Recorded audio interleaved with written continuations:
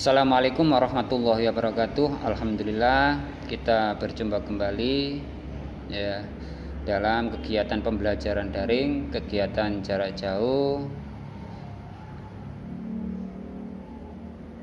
Tentunya pada kesempatan kali ini saya akan menyampaikan materi untuk anak kelas 9 mata pelajaran PPKN dengan tema materi dinamika perwujudan Pancasila sebagai dasar negara dan pandangan hidup bangsa.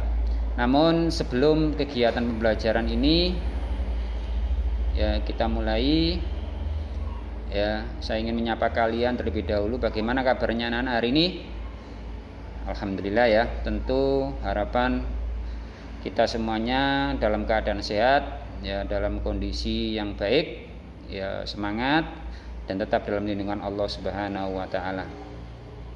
Baik anak-anak, ya sebelum kita melangkah ke materi, perlu kalian ketahui ada beberapa indikator yang harus kalian capai. Di antaranya adalah yang pertama, dengan pembelajaran materi tersebut ya kalian nantinya dapat mendeskripsikan penerapan Pancasila sebagai dasar negara dari masa ke masa. Kemudian yang kedua, menceritakan penerapan nilai-nilai Pancasila sesuai dengan perkembangan zaman.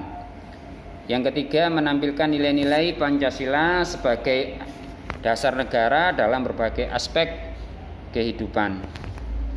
Kemudian di akhir materi nanti ada tugas yang harus kalian kerjakan, yakni ada satu tugas ya, dengan pertanyaan apa manfaat yang diperoleh dari kalian mempelajari penerapan Pancasila pada masa Orde Lama. Jawaban ya diupload di aplikasi.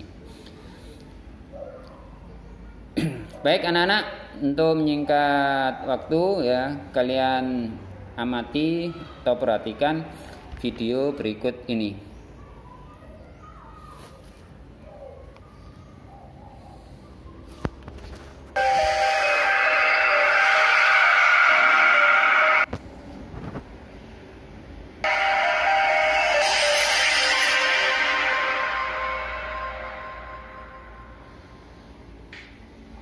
Penerapan Pancasila dari masa ke masa.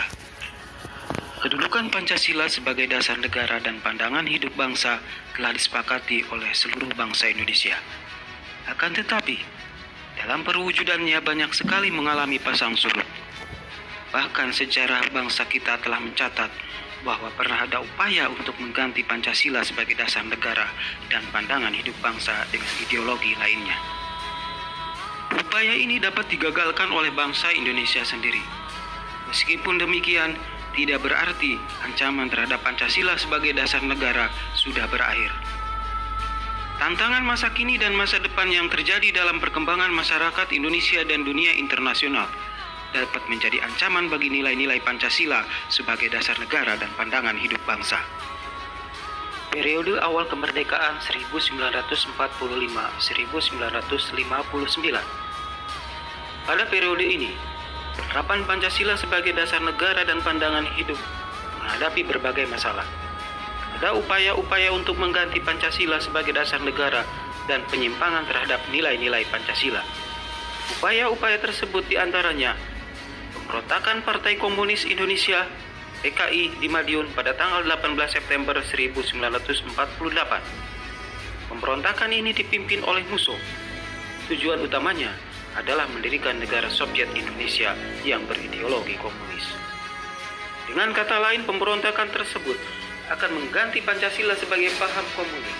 Pemberontakan ini pada akhirnya dapat digagalkan oleh Tentara Nasional Indonesia. Pemberontakan selanjutnya yaitu Darul Islam, Tentara Islam Indonesia yang dipimpin oleh Sukarmaji Marijan Kartosuwiryo. Pemberontakan ini ditandai dengan didirikannya Negara Islam Indonesia atau NII oleh Kartosuwiryo pada tanggal 7 Agustus 1949. Tujuan utama didirikannya NII adalah untuk mengganti Pancasila sebagai dasar negara dengan syariat Islam. Akan tetapi, gerakannya bertentangan dengan nilai-nilai ajaran Islam yang sebenarnya. Mereka melakukan perusakan dan pembakaran rumah-rumah penduduk, pembongkaran jalan-jalan kereta api, perampasan harta benda milik penduduk, serta melakukan penganiayaan terhadap penduduk. Upaya penumpasan pemberontakan ini memakan waktu yang cukup lama karena Kartosuwiryo bersama para pengikutnya baru bisa ditangkap pada tanggal 4 Juni 1962. Pemberontakan Republik Maluku Selatan atau RMS. Republik Maluku Selatan merupakan sebuah gerakan separatisme dipimpin oleh Christian Robert Stephen Smokil, bertujuan untuk membentuk negara sendiri yang didirikan pada tanggal 25 April 1950. Pulau-pulau terbesarnya adalah Seram, Ambon, dan Buru. Republik Maluku Selatan di Ambon dikalahkan oleh militer Indonesia pada bulan November 1950. Tetapi konflik di Seram masih berlanjut sampai Desember 1963. Kekalahan di Ambon berujung pada pengusiran pemerintah RMS ke Seram. Kemudian mendirikan pemerintahan dalam pengasingan di Belanda pada tahun 1966. Pemerintah Revolusioner Republik Indonesia PRRI atau Perjuangan Rakyat Semesta yang dipimpin oleh Saifuddin Prawira Negara dan Pence Sumual tahun 1957 sampai dengan 1958 di Sumatera dan di Sulawesi.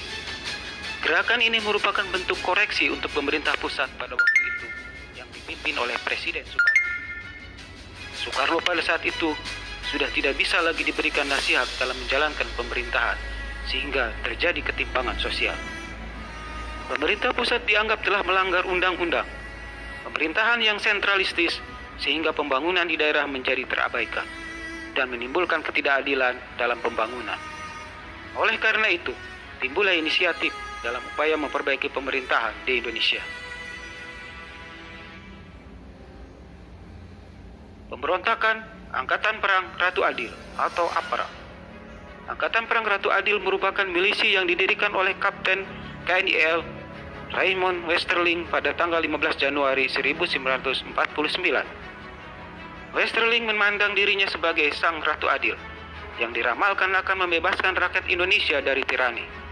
Westerling bersekongkol dengan Sultan Hamid II, berusaha untuk mempertahankan negara federasi yang dibentuk Belanda untuk melawan negara kesatuan Republik Indonesia yang dipimpin oleh Soekarno-Hatta.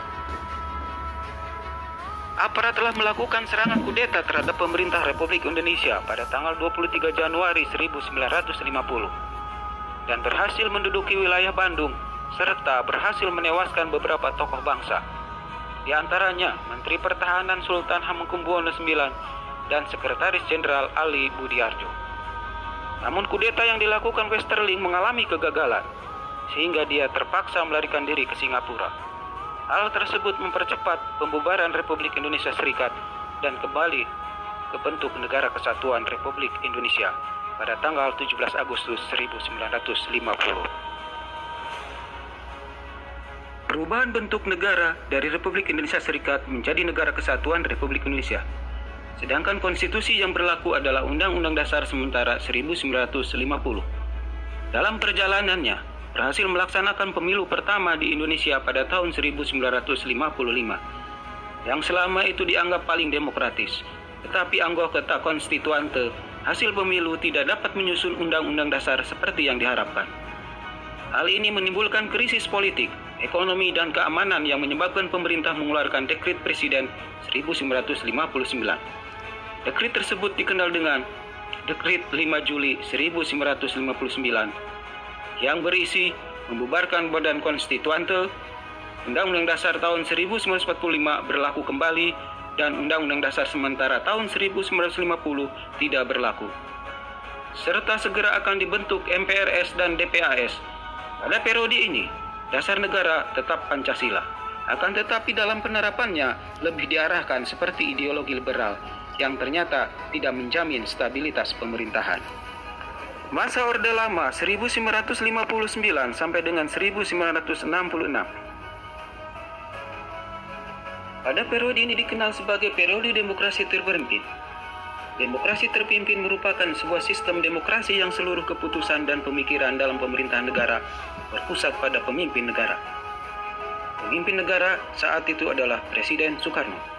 Demokrasi terpimpin dicetuskan oleh Presiden Soekarno karena banyaknya gerakan separatis yang menyebabkan ketidakstabilan negara.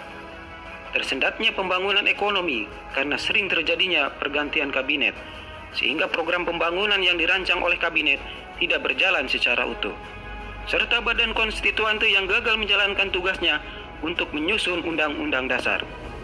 Oleh karena itu, Presiden Soekarno mengeluarkan dekret Presiden pada tanggal 5 Juli 1959. Walaupun konstitusi negara sudah kembali menjadi Undang-Undang Dasar Negara Republik Indonesia tahun 1945, namun pelaksanaannya masih terdapat penyimpangan terhadap Undang-Undang Negara Republik Indonesia tahun 1945.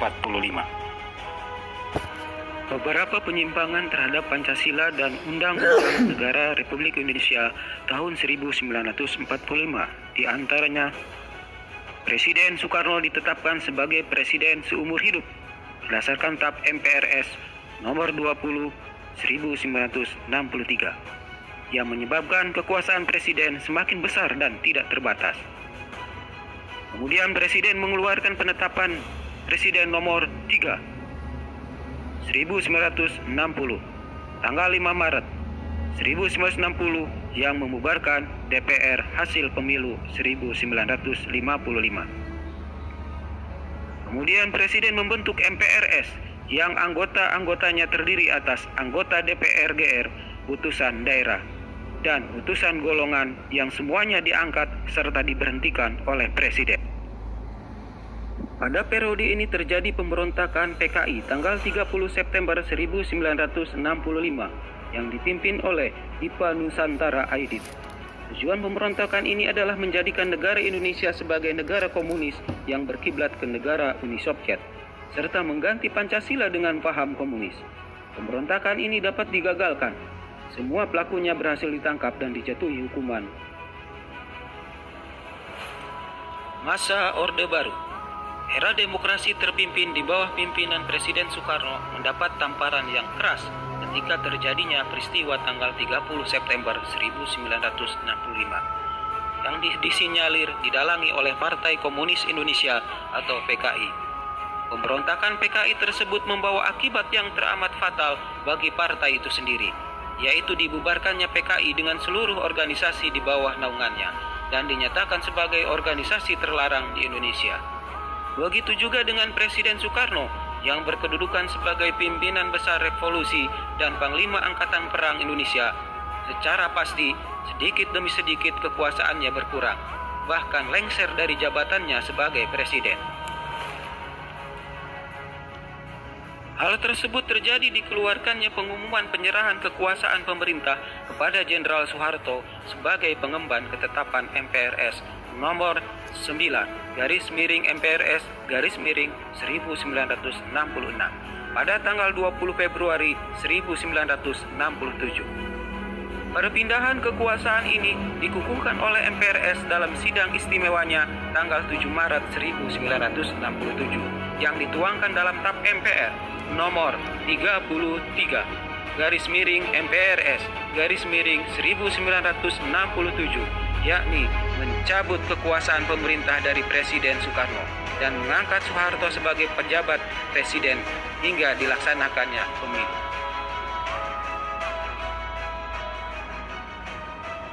Era baru dalam pemerintahan dimulai setelah melalui masa transisi yang singkat, yaitu antara tahun 1966-1968. Ketika Jenderal Soeharto dipilih menjadi Presiden Republik Indonesia, era tersebut kemudian dikenal sebagai Orde Baru dengan konsep demokrasi Pancasila. Visi utama pemerintahan Orde Baru ini adalah untuk melaksanakan Pancasila dan Undang-Undang Dasar Negara Republik Indonesia tahun 1945 secara murni dan konsekuen dalam setiap aspek kehidupan masyarakat Indonesia. Dengan visi tersebut, Orde Baru memberikan secerca harapan bagi rakyat Indonesia, terutama yang berkaitan dengan perubahan-perubahan politik dari yang bersifat otoriter pada masa demokrasi terpimpin di bawah Presiden Soekarno menjadi lebih demokratis. Harapan rakyat tersebut tentu saja ada dasarnya. Presiden Soeharto sebagai tokoh utama Orde Baru dipandang rakyat sebagai seorang yang mampu mengeluarkan bangsa ini dari keterpurukan. Hal ini dikarenakan beliau berhasil membubarkan PKI yang ketika itu dijadikan musuh utama negeri ini. Selain itu, beliau juga berhasil menciptakan stabilitas keamanan dalam negeri pasca pemberontakan PKI dalam waktu yang relatif singkat. Itulah beberapa alasan yang menjadi dasar kepercayaan rakyat terhadap pemerintahan Orde Baru di bawah Presiden Soeharto. Pada masa pemerintahan Orde Baru, pembangunan nasional dapat dilaksanakan secara bertahap dan berkesinambungan melalui rencana pembangunan 5 tahun atau Repelita dan program pembangunan yang tertuang di dalam garis-garis besar haluan negara atau GBHN. Hal tersebut menjadikan pembangunan nasional pesat di segala bidang kehidupan. Pada masa ini juga, lembaga kepresidenan merupakan pengontrol utama lembaga negara lainnya, baik yang bersifat suprastruktur atau DPR, MPR, DPA, BPK, dan MA, maupun yang bersifat infrastruktur, seperti LSM, partai politik, dan sebagainya. Pada masa ini pula, kebebasan politik dibatasi dengan jumlah partai politik yang terbatas pada 3 partai saja, yaitu Partai Persatuan Pembangunan atau P3, Golongan Karya atau Golkar, dan Partai Demokrasi Indonesia atau PDI. Dibatasinya kebebasan pers dan kebebasan berpendapat terbukti dengan banyaknya kasus diberedelnya beberapa surat kabar atau majalah hingga dicabut surat izin penerbitannya. Beberapa aktivis politik yang menyuarakan aspirasinya dalam mengkritik kebijakan pemerintah beberapa lama kemudian diberitakan hilang atau ditangkap. Munculnya beberapa peristiwa pelanggaran hak asasi manusia seperti kasus Tanjung Priuk, kasus Marsina, kasus wartawan Udin dari harian Bernas Yogyakarta, dan lain-lain. Dari uraian di atas, kita bisa menggambarkan bahwa perwujudan nilai-nilai Pancasila secara murni dan konsekuen dalam kehidupan bernegara selalu mengalami pasang surut. Dalam pemerintahan Orde Baru juga terdapat kelebihan dan kelemahannya terhadap penerapan Pancasila maupun Undang-Undang Dasar Negara Republik Indonesia tahun 1945. Masa Reformasi 1998 sampai dengan sekarang. Pada masa reformasi, penerapan Pancasila sebagai dasar negara terus menghadapi berbagai tantangan.